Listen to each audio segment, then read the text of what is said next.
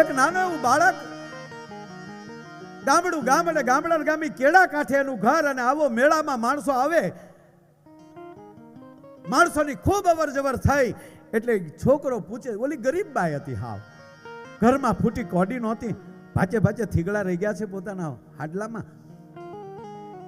આ બાળક પૂછે છે, માં આ બધા ક્યાં જાય? બેટા આગળ મેળો છે ને, એ મેળે જાય છે.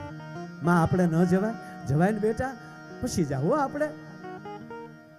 માને એમ કે 3-4 દિનનો મેળો છે, એમાં જો એકાદી દાડી મળી જાય અને જો થોડાક મજૂરીના પૈસા આવે તો મારા છોકરાને મેળે લઈ જાઓ. દીકરો બહુ હઠ કરે છે, મને મેળે લઈ જાઓ ને માં. 3 વર્ષના બાળકને અંતે માને એમ થયું કે હાલ ને ફેરવીને વહી આવું. એ આંગળીએ દીકરાને લઈ અને માં મેળામાં ફરે છે. જ્યાં રમકડાની દુકાન આવે, એ બાળક એમ કે માં મને ઓલું રમકડું લઈ ગયો, માં મને ઓલું. તો માં શું કે, બેટા અહીંયા બરાબર નથી હો, આગળ આગળ છે ને હજી સારા છે, આગળ હું તને લઈ દઉં, આગળ હું તને લઈ દઉં. પણ માં આહુડા લૂસતી જાય કરે ને.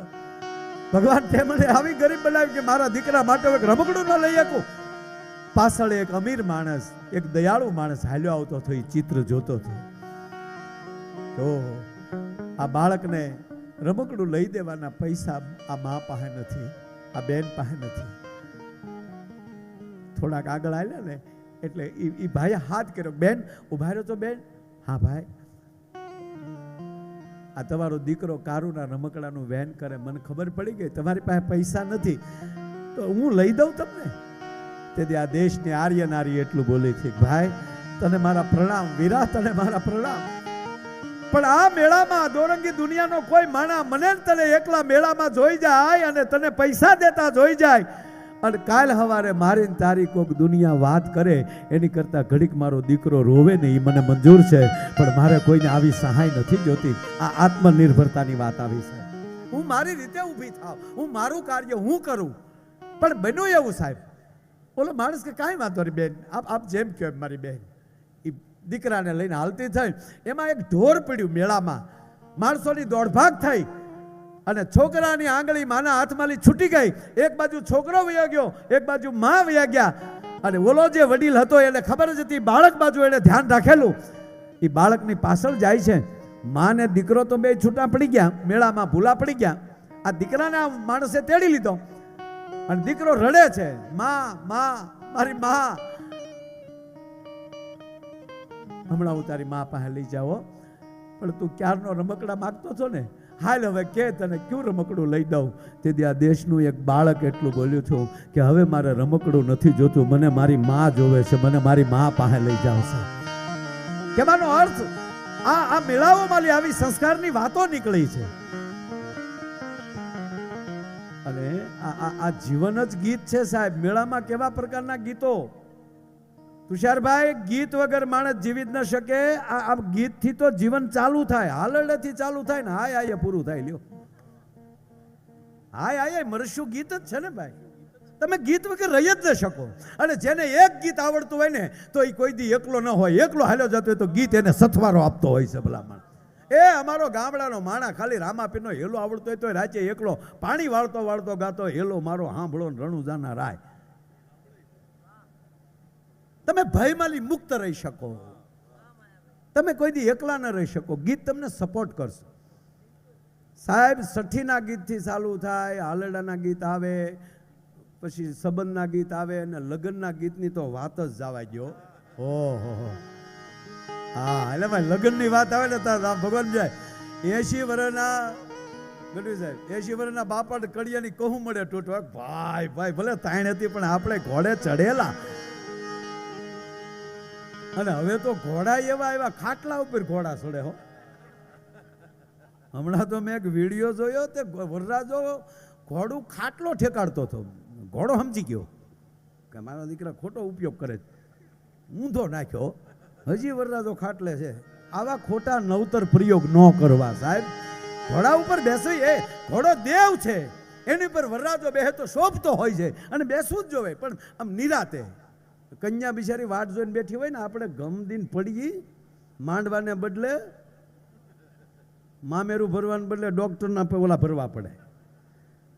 એક ભાઈને ઓપરેશન થિયેટરમાં લીધો એટલે ડૉક્ટર હજી બેભાન નહોતો કર્યો. એ પહેલાં ડૉક્ટરને પૂછ્યું કે ડૉક્ટર સાહેબ એકચ્યુઅલી મારે કેટલું રોકાવાનું થશે? તાકે એ તો પછી સર્જરી ઉપરથી ખબર પડે કે કેમ. તાકે જો તમારું ઓપરેશન સફળ થઈ જશે તો એ પછી 8 દિવસ રોકાવું પડશે અને પછી તમે ઘરે. નહીંતર આગળ 1 કલાકમાં તારોય છૂટક્યો ને મારોય છૂટક્યો. એની વાત નથી આ. પણ સાહેબ લગન છે ખાધું ગીત ગાવ. પણ સાહેબ એમ કહું તમને કે આપણું જે ગુજરાત છે ને એની ગરિમા જુદી છે. આપણે ગુજરાતની ગરિમા જુદી છે. એમાં જો માતાઓ લગન ગીત ગાય ને એમાં કાંઈકનો કાંઈક સંકેત હોય.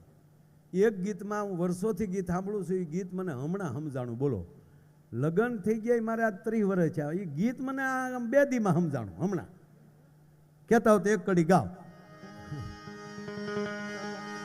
બહુ જૂનું ગીત છે, બધાને આવડે છે. પણ એનો ભાવાર્થ શું થાય, એનો અર્થ શું થાય, મને હમણાં સમજાણો.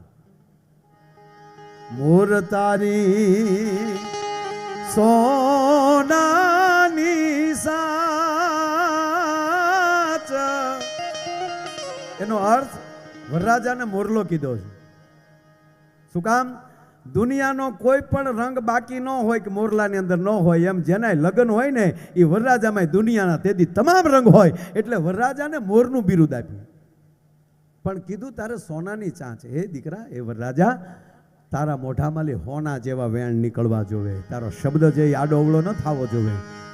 મોર તારી સોનાની સાચ, એ મોર તારી રૂપાની મોર તારી સોનાની સાચ, એ મોર તારી રૂપાની તારી પાંખ એટલે તું કઈ સાંખનો છો ને તું કઈ પાંખનો છો. અને આ દેશના યુવાનની આંખ, સાંખ અને પાંખ એ આ 3 પવિત્ર હોય પછી કોઈના બાપની તાકાત નથી કે યુવાનની કોઈ પ્રગતિને રોકી શકે. તારી રૂપાની ઉજળી પાંખ હોવી જોઈએ. એવું સોનાની એ સાચે રે મોરલો મોતીએ ચણવા જાય. અને હવે જોવો, હવે જે કહેવા જેવું હવે આવ્યું. શું કહે છે? મોર જાજે ઉગમણે દેશ, એ મોર જાજે આથમણે દે, વળતા એ જાજે રે વેવાયો ને માંડવડે. હવે જો તુષારભાઈ, હવે જો આ પેટ છૂટી વાત કરું. મોરલાને કીધું કે ઉગમણો જાય છે, આથમણો જાય છે. 2 જગ્યાએ જઈને પછી વેવાઈને માંડવે જાય છે. હવે ગુજરાતનો નકશો લો તમે. આ ગીત ગુજરાતનું છે, નથી ઉત્તર ગુજરાતનું, નથી દક્ષિણ ગુજરાતનું. આ સૌરાષ્ટ્રનું ગીત છે. હવે તમે ગુજરાતનો નકશો લઈ લો, સૌરાષ્ટ્ર લઈ લો, તો સૌરાષ્ટ્રનું ઉગમણું ને આથમણું તમે જુઓ તો આથમણું છે એ ડાકોર આવે. એટલે દીકરાને ભલામણ કરે, દીકરા ડાકોર જાય છે. આથમણી દિશાએ દ્વારકા આવે. ઉગમણી દિશાએ ડાકોર, આથમણી દિશાએ દ્વારકા. ડાકોર ને દ્વારકા જાજે, તીર્થો કરી લેજે, અનુભવ કરી લેજે, અને પછી વેવાઈને માંડવે જાજે. બરાબર? દક્ષિણનું નામ ન લીધું સાહેબ. દક્ષિણ બાજુ કીધું જ નહીં, ઉત્તરનું ન કીધું. ઉત્તર જાય છે, દક્ષિણ જાય છે, કીધું જ નહીં. શું કામ? આપણી માવુને ખબર છે દક્ષિણમાં દીવ આવ્યું છે. ત્યાં જો મોરલો પગ્યો તો કળા પૂરી ના આવે. અને માંડવે જાય એવો ન રહે ને કોઈક પીસડા કેરી નાખે. અને જો પાછો એ ઉત્તરમાં ગયો તો ત્યાં આબુ છે ને આબુનો બાબુ થઈને આવે. એટલે આપણી માવુએ 2 જ જગ્યા દેખાડી છે, આધ્યાત્મિક જ જગ્યા દેખાડી છે સાહેબ. પણ આજનો આનંદ કેવો છે? મોર બની થન ગાટ કરે મન, મોર બની થન ગાટ કરે, મોર બની થન ગાટ કરે મન, મોર બની થન ગાટ કરે.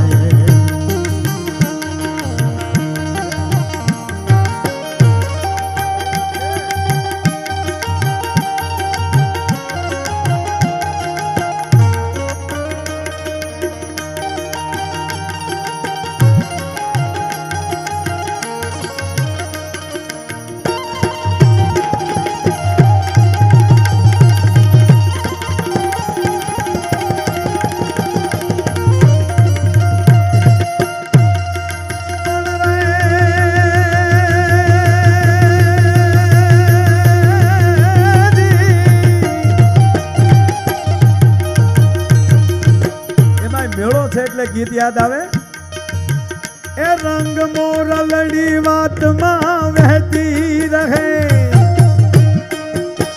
એ રસ ઘેલાને કાનમાં વહેતી રહે રંગ મોરલડી વાતમાં વહેતી રહે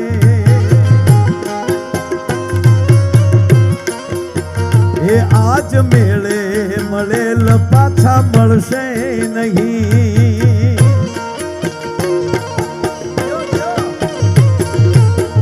એ આજ મેળે મળેલ પાછા મળશે નહીં બે કડીની એક કડી કરી લો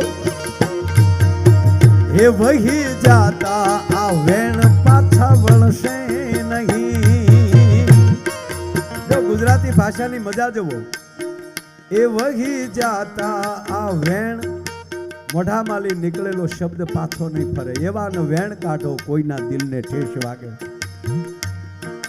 પાછો તુષારભાઈ એનો શબ્દ એ વહી જાતા આ વેણ નદીને વેણ કહેવામાં આવે એ પાછી નહીં ફરે ભાષા નહીં શબ્દો એના છે એ વહી જાતા આ વેણ પાછા વળશે નહીં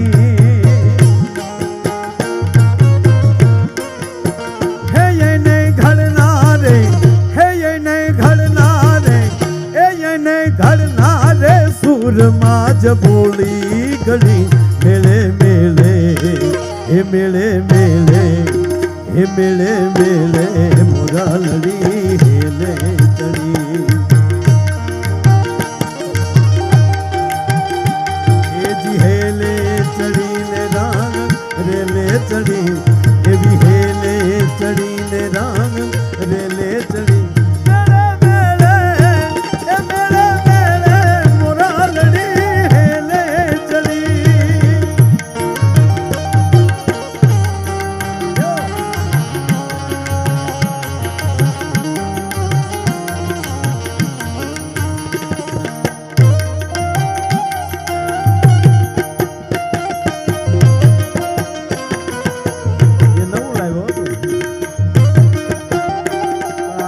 વાત આવે એટલે કીધું આ ગીત વગાડ્યું ને એ લગ્ન ગીત છે બોલો વગાડતો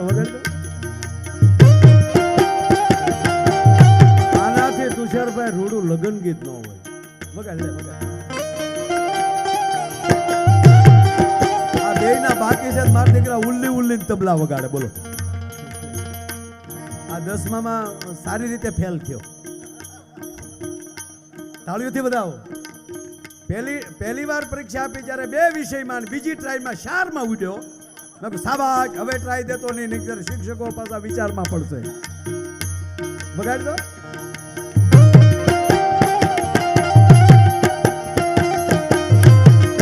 બોલો આ લગન ગીત છે ગાવ કે ગાવ કરી એનો અર્થ કહું તેરે મેરે હાથોં पे મીઠે મીઠે ગીત મિતવા જે હું બોલ્યો થઈ વાત મોઢામાંથી મીઠા વેણ નીકળવા જોઈએ તારી ને મારી બેયની વાણી પવિત્ર થાય તારી મારી વાણી બેયની મીઠી થાય અને પછી ફેરા ચાલુ થાય તો આગે આગે ચલો તુમ પીછે પીછે ગીત મિતવા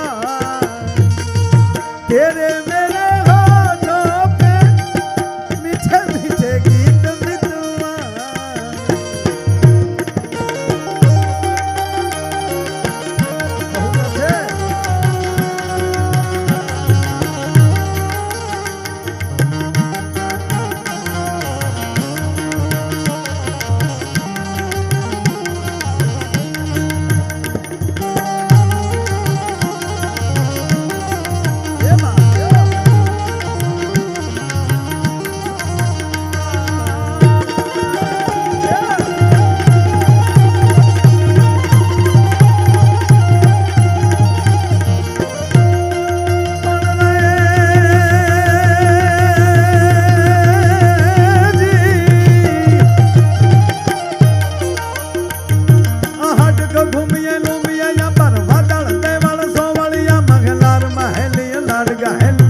चले न जले नलिया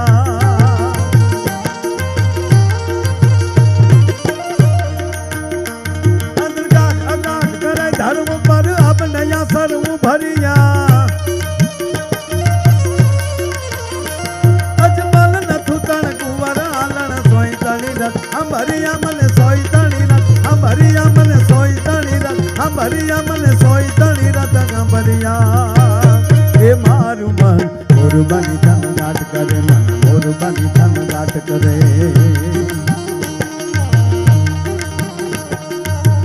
મોર બની થનગાટ કરે મન મોર બની થનગાટ કરે મોર બની થનગાટ કરે મન મોર બની થનગાટ કરે એ મોર બની થનગાટ કરે મન મોર બની થનગાટ કરે મોર બની થનગાટ કરે મન મોર બની થનગાટ કરે મોર બની થનગાટ કરે મન મોર બની થનગાટ ઝવેરચંદ મેઘાણીની આ રચના ઝવેરચંદ મેઘાણી એમ કે માણસનું મન છે એ મોર ઘોડે થનગનાટ કરતું હોવું જોઈએ.